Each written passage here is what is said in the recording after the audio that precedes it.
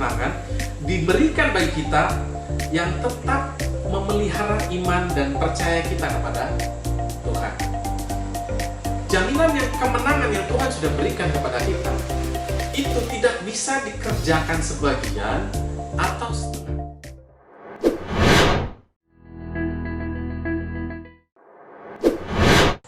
Salam saudara yang terkasih, berjumpa lagi kita dalam Mkristo TV, program yang mengedukasi kita untuk terus hidup di dalam Tuhan dan mengandalkan Tuhan dalam setiap keadaan dan waktu.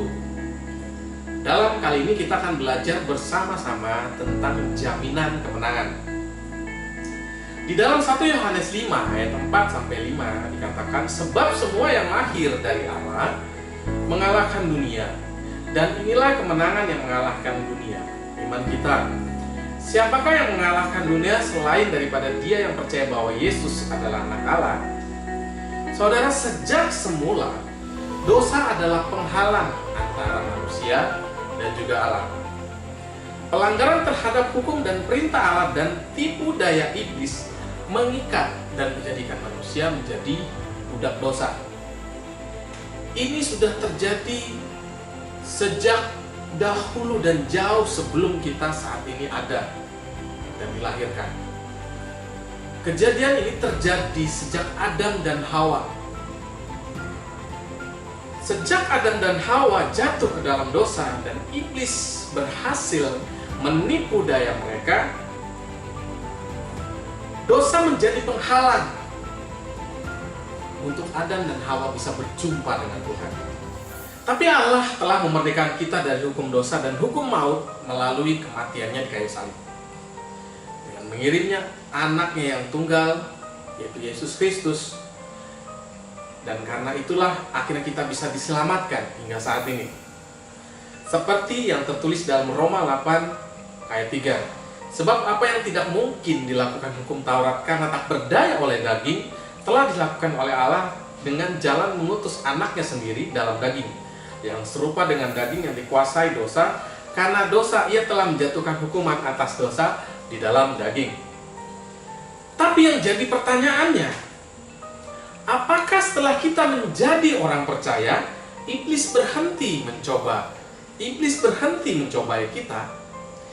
Ini adalah pertanyaan banyak orang dan selalu ada di benak orang percaya. Apakah setelah kita menjadi orang percaya dan menerima Yesus, iblis berhenti mencobai kita? Dalam 2 Petrus 5 ayat 8 dikatakan, sadarlah dan berjaga-jagalah, lawanmu si iblis berjalan berkeliling sama seperti singa yang mengaum-ngaum dan mencari orang yang dapat ditelannya. Juga di dalam Matius 4 diceritakan, Yesus pun dibawa oleh roh ke padang gurun untuk dicobai iblis. Setelah Yesus berpuasa selama 40 hari 40 malam, dan di saat Yesus lapar-laparnya, inilah momen yang dipakai iblis untuk akhirnya menggoda Yesus. Jadi dari ayat-ayat ini cukup menjawab apa yang menjadi pertanyaan di benak kita. Apakah setelah kita percaya, iblis berhenti mencobai kita? Jawabannya tidak.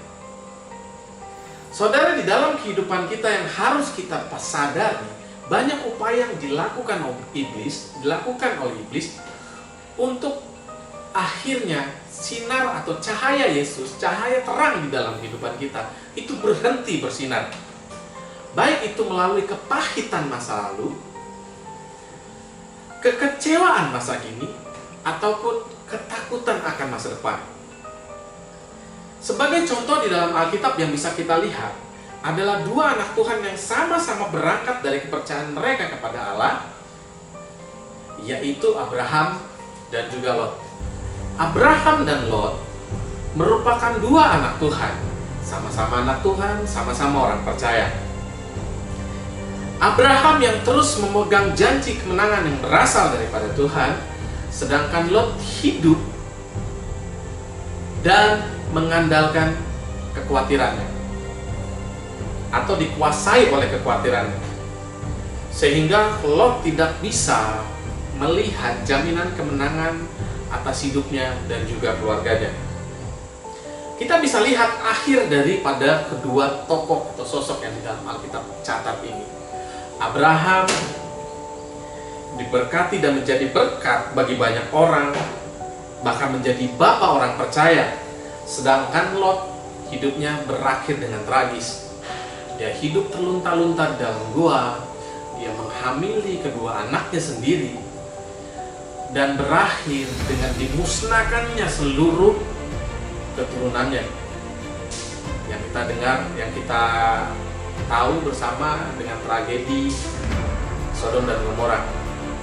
Bahkan dia juga disebut di dalam Alkitab bapa orang-orang kafir, yaitu Moab dan Amon. Saudara, apa yang terjadi pada Lot dan apa yang terjadi pada Abraham adalah dua contoh sosok dalam Alkitab yang seharusnya membuat kita sadar bahwa jaminan kemenangan diberikan bagi kita yang tetap memelihara iman dan percaya kita kepada Tuhan. Jaminan yang kemenangan yang Tuhan sudah berikan kepada kita itu tidak bisa dikerjakan sebagian atau setengah. Kita mesti mengerjakan sepenuhnya. Maka dari itu butuh ketekunan di dalamnya. Karena kita setelah menjadi percaya dan menerima keselamatan, kita adalah ciptaan yang baru yang harus menanggalkan manusia lama dan rela diperbaharui dalam roh dan pikiran. Saudara, ada yang menarik ketika kita mengerti tentang ketekunan, seperti yang firman Tuhan katakan di dalam Roma 5 ayat 3-5. Dan hanya itu saja, kita malah bermegah juga dalam kesengsaraan kita. Karena kita tahu bahwa kesengsaraan itu menimbulkan ketekunan, dan ketekunan menimbulkan tahan uji, dan tahan uji menimbulkan pengharapan. Dan pengharapan tidak mengecewakan, karena kasih Allah telah dicurahkan di dalam hati kita oleh Roh Kudus yang telah dikaruniakan kepada kita. Kita semua tahu bahwa pengharapan merupakan hal penting bagi kita orang percaya. Tapi dari ayat ini kita mesti sadar bahwa untuk sampai kepada pengharapan, itu ada fasenya, itu ada tingkatannya, saudara. Dari Roma 5 ayat 3-5 dikatakan, kesengsaraan menimbulkan ketekunan. Ketekunan menimbulkan tahan uji. Dan setelah kita sampai kepada tahan uji, barulah kita diantar kepada pengharapan. Jadi pengharapan itu tidak langsung datang begitu saja. Tapi ada prosesnya untuk kita bisa sampai ke sana. Saudara, sebelum mengakhiri, saya rindu kesaksian.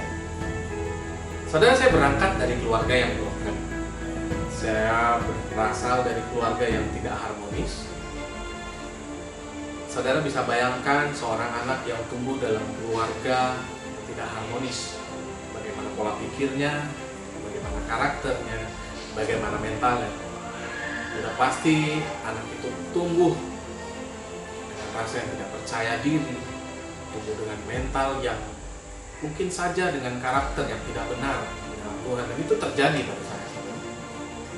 Sehingga singkat cerita di tahun 2005, di masa-masa pencarian jati diri saya mencoba melakukan upaya bunuh diri. Saya memakan sebanyak 25 pil obat-obat terlarang pastinya, dan juga menggores tangan saya dengan cutter. Tetapi Tuhan masih sayang terhadap saya, sehingga Tuhan masih selamatkan saya saat itu.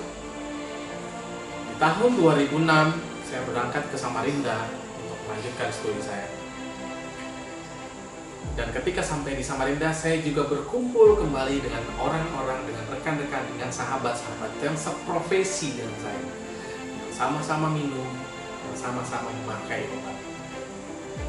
Dan akhirnya kuliah saya terhenti di tahun 2007, dan saya dikeluarkan di tahun 2007 karena memang secara batas kelonggaran absensi saya sudah melewati masa itu. 2008 saya kembali masuk kuliah di kampus yang sama, di universitas yang sama, jurusan yang sama. Dan di saat itulah Tuhan menangkap saya di tahun 2008, tepatnya di bulan Desember. Dan akhirnya setelah saya memegang keselamatan, setelah saya menerima keselamatan yang daripada Tuhan, akhirnya saya memegang janji kemenangan. Sejak saat itu saya terus memegang janji kemenangan yang Tuhan sudah janjikan terhadap saya. Saudara, tidak mudah untuk akhirnya saya bisa melepaskan alkoholik saya. Tidak mudah untuk bisa saya meninggalkan kebiasaan merokok saya. Tetapi dari situ saya belajar janji kemenangan Tuhan janjikan kepada saya yang ada di dalam kita. Saya merasa sekali bagaimana Tuhan menggantikan pakaian lama saya, manusia yang lama saya, digantikan dengan manusia yang baru. Bagaimana dengan pola pikir saya yang terus Tuhan ubah, bagaimana dengan karakter saya yang terus Tuhan rindu ubahkan, mental saya yang terus Tuhan rindu juga ubahkan, saudara. Dan sampai di titik saat ini, itu Tuhan luar biasa sekali. Dan bagaimana janji kemenangan Tuhan yang Tuhan berikan kepada hidup saya, yang terus saya pegang, itu bekerja di dalam kehidupan saya. Dan saya tidak bisa membayangkan jika seandainya saya tidak Tuhan tangkap di tahun 2008 dan saya tidak menerima Tuhan sebagai juru selamat di tahun 2008. Saya tidak mungkin ada sampai di titik saat ini, dan saya tidak ada menyampaikan pelajaran ini bersama-sama dengan saudara. Jadi di sini kita belajar bagaimana janji kemenangan Tuhan itu terus bekerja di dalam kehidupan kita. Asal kita terus tekun, asal kita terus taat, dan terus mengandalkan kekuatan daripada Tuhan. Begitulah saudara, akhir daripada pelajaran kita hari ini. Kita mau terus memegang janji kemenangan Tuhan di dalam kehidupan kita.